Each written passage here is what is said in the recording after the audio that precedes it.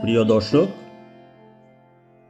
শ্রী চৈতন্যদেব মহাপ্রভুর নাম আমরা হয়তো সবাই শুনেছি, কিন্তু মহাপ্রভু চৈতন্যদেবের জীবন কাহিনী হয়তো আমাদের মাঝে কারো কারো অজানাও থাকতে পারে। সেই কারণে আমি এখানে মহাপ্রভু চৈতন্যদেবের জীবন কাহিনী নিবেদন করছি আপনাদের। দয়া করে ভিডিওটি শেষ পর্যন্ত দেখবেন, আশা করি ভালো লাগবে। আর যদি ভালো লাগে তাহলে লাইক, শেয়ার, কমেন্ট করতে ভুলবেন না। এবং যাদের চ্যানেলটি সাবস্ক্রাইব করা নেই তারা প্লিজ সাবস্ক্রাইব করে বেল আইকন অল ক্লিক করে দেবেন, তাতে চ্যানেলের সব আপডেট সময় মতো আপনাদের কাছে পৌঁছে যাবে। তাহলে জীবন কাহিনী এখানে আমি শুরু করছি। আজ থেকে 500 বছর আগে 1486 খ্রিস্টাব্দে দোল পূর্ণিমার দিনে নবদ্বীপে শ্রী চৈতন্যদেবের আবির্ভাব হয়। তার পিতা ছিলেন জগন্নাথ মিশ্র এবং মাতা ছিলেন শচী দেবী। শ্রী চৈতন্যের নাম তার পিতা দিয়েছিলেন নিমাই। তার বাল্য নাম ছিল বিশ্বম্ভর। গায়ের রং উজ্জ্বল থাকার কারণে তাকে অনেকে গৌরাঙ্গ বলেও ডাকতেন। বাল্যকালে নিমাই ছিলেন দুরন্ত। তার এই দুরন্তপনা কমানোর জন্য গদাধর পণ্ডিতের পাঠশালায় তাকে ভর্তি করা হয়। অনন্য সাধারণ প্রতিভার অধিকারী নিমাই অল্প বয়সে সর্ববিদ্যায় বিশারদ হয়ে ওঠেন।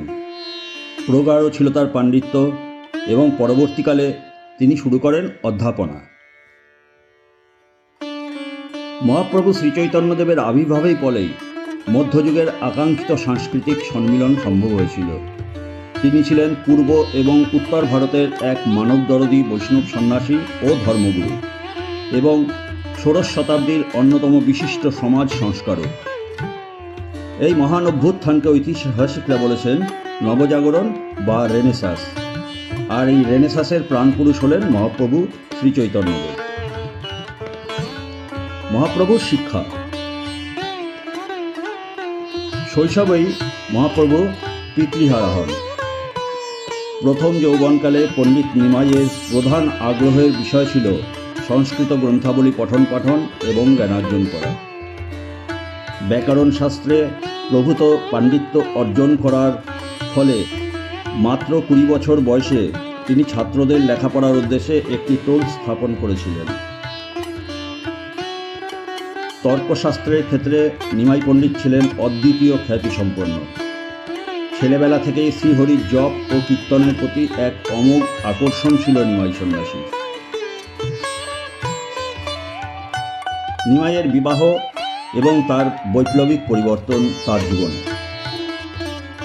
নিমাইয়ের প্রথম ধর্মপত্নী লক্ষ্মীপ্রিয়া দেবীর বিয়ের পর পূর্ববঙ্গে ভ্রমণকালে সর্পদংশনে মৃত্যু ঘটল তার স্ত্রীর। তখন মাতা শচী দেবীর ইচ্ছা অনুসারে নিমাই পুনরায় বিবাহ করেন বিষ্ণুপ্রিয়াকে। এর অল্পকাল পরেই বিখ্যাত সাধক ঈশ্বরপুরীর সঙ্গে তার সাক্ষাৎ হয় এবং তিনি ধীরে ধীরে কৃষ্ণ ভক্ত হয়ে ওঠেন। ঈশ্বরপুরীর কাছে তিনি শ্রী শ্রী গোপাল অষ্টাদশাক্ষর মহামন্ত্রে রাজে দীক্ষিত হয়েছিলেন, যা নিমাইয়ের পরবর্তী জীবনে গভীর প্রভাব ফেলে। গয়াধামে বিষ্ণুর পাদপদ্ম দর্শনের ফলে তার মনে আসে বৈপ্লবিক এক রূপান্তর। কৃষ্ণ প্রেমের ব্যাকুলতা নিয়েই তিনি মাত্র 24 বছর বয়সে কাঞ্চননগরে স্বামী কেশব ভারতীর কাছে সন্ন্যাস গ্রহণ করে সংসার ত্যাগ করেন। তার নতুন নাম হয় শ্রীকৃষ্ণ চৈতন্য বা সংক্ষেপে শ্রীচৈতন্য। শ্রীচৈতন্য মহাপ্রভুর অন্তরে কৃষ্ণভাব কিভাবে এলো? বাংলায় ফিরে আসার পরবর্তীকালে নিমাইয়ের ভাবগত দিক দিয়ে এক বৈপ্লবিক পরিবর্তন আসে। পণ্ডিত থেকে কৃষ্ণভক্তরূপে তার এই ভাবমূর্তির আমূল পরিবর্তন দেখে স্থানীয় বৈষ্ণব সমাজ আশ্চর্যচকিত হয়ে পড়ে। এরপরে খুব শীঘ্রই নিমাই নদিয়ার বৈষ্ণব সমাজের এক অগ্রণী নেতা হিসাবে পরিগণিত হন। বর্ণভেদ ও জাতিভেদ উপেক্ষা করে তিনি সমাজের নিম্নবর্গের সকল মানুষকে বুকে জড়িয়ে নিজের করে নিয়ে হরিবল ধ্বনি এবং হরিনাম প্রচারে মেতে উঠেছিলেন। অনুগামীদের সাথে নিয়ে তিনি নবদ্বীপের রাজপথে নগর সংকীর্তনে বেরিয়ে পড়তেন। অত্যাচারী জগাই ও মাধাই তার ভক্তরূপে নিজেদের প্রতিপন্ন করেছিলেন। চৈতন্য ভাগবতে উল্লিখিত আছে যে জাতিভেদের অন্তঃশ্বাস শূন্যতা প্রদর্শন করার জন্য তিনি শূদ্র রামরায়কে দিয়েও শাস্ত্র ব্যাখ্যা করিয়েছিলেন।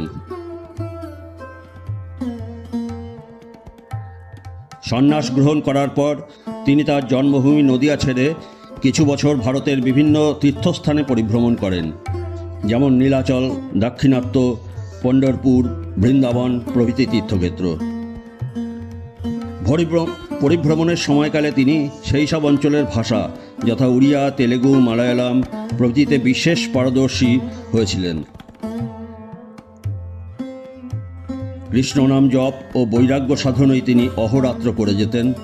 জীবনের শেষ 24 বছরের বেশিরভাগ সময় তিনি জগন্নাথ ধাম পুরীতেই অতিবাহিত করেছিলেন বলে শোনা যায়। অনেকে চৈতন্যদেবকে শ্রীকৃষ্ণের সাক্ষাৎ অবতার হিসাবেও মনে করতেন। ভক্তরা এও মনে করতেন যে চৈতন্যদেব ভক্তিরসে এতটাই বিভোল হয়ে পড়েছিলেন যে জীবনের শেষ লগ্নে তিনি হরিনাম সংকীর্তন করার মুহূর্তে অধিকাংশ সময়ই ভাব সমাধিস্থ হয়ে পড়তেন। শ্রীচৈতন্যদেবের অবতার রূপ।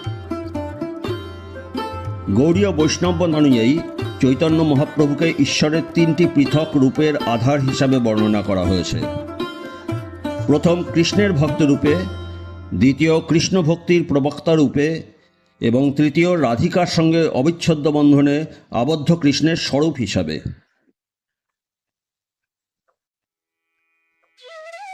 কথিত আছে যে তিনি একাধিকবার অদ্বৈত আচার্য ও নিত্যানন্দ প্রভুকে কৃষ্ণের ন্যায় বিশ্বরূপ দর্শন করিয়েছিলেন। চৈতন্যদেবের অবদান। শ্রী চৈতন্যদেব মানুষকে মানুষ হিসেবেই মূল্য দিয়ে বর্ণ শ্রেণীভেদ বিভক্ত আত্মবিচ্ছিন্ন বাঙালি জাতিকে এক সূত্রে বাঁধার চেষ্টা করেছিলেন। মুচি হয়ে সূচি হয় যদি কৃষ্ণ ভজে। তার কৃষ্ণ ভজনা বা হরিভক্তি কোনরূপ প্রথাগত ধর্ম নয়। মানুষের অন্তরের যে স্বাভাবিক প্রেম প্রীতি তাকেই ভগবতমুখী করাই ধর্ম। তার ধর্মের ব্যাপারে এই সহজ সরল ব্যাখ্যা মানুষ গ্রহণ করতে পেরেছিলেন। তাই তুর্কি আক্রমণের পরবর্তী ফলশ্রুতি হিসাবে বিশেষ সামাজিক পরিবেশে উচ্চ নীচ অভিজাত নিম্নবর্গের শ্রেণীর মধ্যে পারস্পরিক মিলন কামনা দেখা দিয়েছিল। হিন্দু সমাজের উচ্চ ও নিম্নবর্ণকে এক ধর্মাচরণে সন্নিহিত করে চৈতন্যদেব এক মিলনমূলক হিন্দু সমাজ গড়ে তুলতে সহায়তা করেছিলেন। তিনি জাতি ধর্ম নির্বিশেষে সকল পুরুষ ও নারীকে নাম সংকীর্তনের অধিকার দিয়েছিলেন। কৃষ্ণ ভজনকে করে তুলেছিলেন সার্বজনীন। বৃহত্তম মানবতার প্রতি ছিল চৈতন্যদেবের গভীর শ্রদ্ধা। চৈতন্যদেবের মিলনকামী ধর্ম ও মানবপ্রেমের বাণী সৃষ্টি করতে পেরেছিলেন জাতীয় ঐক্য। তাই শুধু হিন্দু সমাজ নয়, মুসলমান সমাজেও সমভাবে আকৃষ্ট হয়েছিলেন তার প্রতি। তার অহিংস ও মানবিক নীতি ফিরিয়ে নিয়ে এসেছিল মানুষের আত্মবিশ্বাস। বাংলা সাহিত্য চৈতন্যদেবের প্রভাব পড়েছে। চৈতন্যদেব নিজে সাহিত্য সাধক ছিলেন না, তিনি সংস্কৃত ভাষার শিক্ষাষ্টক এবং একটি জগন্নাথ স্তোত্র রচনা করেছিলেন। শ্রী ভবিষ্য পুরাণেও শ্রীকৃষ্ণ চৈতন্যদেবের কথা বিশেষভাবে উল্লিখিত আছে। কিন্তু বাংলা সাহিত্যকে তিনি প্রভাবিত করেন গভীরভাবে। এই দেবকল্প মহামানবটির জীবন কথা তাই বিভিন্ন পদে, গানে, কাব্যে সমাদৃত হয়েছিল, আর তাতেই বাংলা সাহিত্যের নতুন দিগন্তের স্বর্ণদ্বার উন্মোচিত হয়। চৈতন্য আবির্ভাবে যে ভাব বিপ্লব এসেছিল তার সুগভীর প্রভাব পড়েছিল বৈষ্ণব পদাবলী সাহিত্যে। বহু বৈষ্ণব কবি চৈতন্যদেবের ভাগবত জীবন নিয়ে কাব্য রচনা শুরু করলেন এবং সৃষ্টি হলো এক নতুন সাহিত্যধারা, শ্রী চৈতন্য জীবনী সাহিত্য। রচিত হলো গৌরাঙ্গ বিষয়ক পদাবলী। সাহিত্যে এলো এক নতুন জোয়ার। তার যুগান্তকারী আবির্ভাবে বাংলা সমাজ ও সংস্কৃতিতে যে নবজাগরণ সূচিত হয়েছিল তা সুনিশ্চিতভাবেই বাংলা সাহিত্যের গতিপথকে প্রভূত পরিবর্তন করেছিল। সেই সময়কালে একাধিক কবি চৈতন্য মহাপ্রভুর জীবনকে অবলম্বন করে কিছু উল্লেখযোগ্য কাব্য রচনা করে গিয়েছিলেন। এগুলোর মধ্যে অন্যতম হল শ্রীকৃষ্ণরাজ কবিরাজ গোস্বামীর শ্রী শ্রী চৈতন্য চরিতামৃত, শ্রী বৃন্দাবন দাস ঠাকুরের শ্রীমৎ চৈতন্য ভাগবত এবং শ্রীলোচন দাস ঠাকুরের শ্রী শ্রী চৈতন্য মঙ্গল। মহাপ্রভুর দেহত্যাগ। ভক্তি বলে ভাগবত দর্শনের বিশিষ্ট প্রবক্তা ও প্রচারক শ্রীকৃষ্ণ চৈতন্য মহাপ্রভু 1533 খ্রিস্টাব্দে আষাঢ় মাসের শুক্লা সপ্তমী তিথিতে পুরীধামের পুণ্যক্ষেত্রে 48 বছর বয়সে পার্থিব শরীর ত্যাগ করে অমৃতলোক যাত্রা করেন। মহাপ্রভুর পাদুকা। নবদ্বীপ শহরে অবস্থিত মহাপ্রভু ধাম মন্দিরের অভ্যন্তরে শ্রী শ্রী বিষ্ণুপ্রিয়া সমিতির তত্ত্বাবধানে রাখা আছে শ্রীচৈতন্যের পাদুকা যুগল।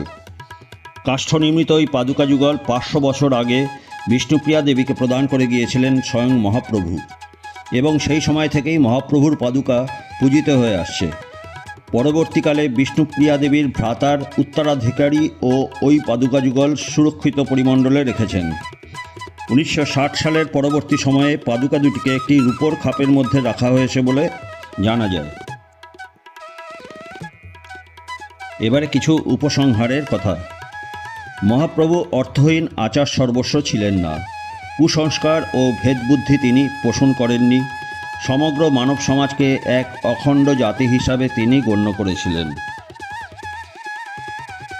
মানুষের একটাই পরিচয়, সে মানুষ।